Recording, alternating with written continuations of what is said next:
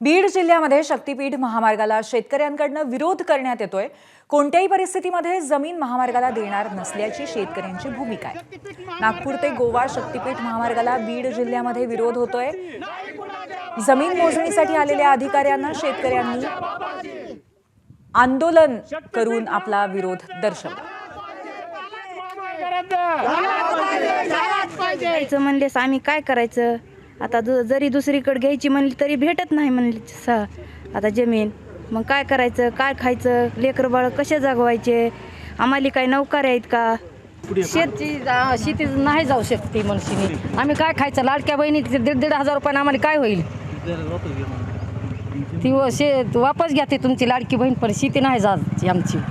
सरकारला विनंती आहे की बाबा तुम्ही ह्या शेतकऱ्याला विचारात घेऊन शेतकऱ्याचं म्हणणं ऐकून तुम्ही हा महामार्ग जे तुम्हाला काय करायचं आहे हे करावा। नाहीतर माझं प्रशासनाला एवढीच विनंती, शेतकऱ्याचे पोरं आम्ही भीत नाही मरणाला, मरू पण याच मातीत, जगू पण याच मातीत। एबीपी माझा, उघडा डोळे बघा नीट।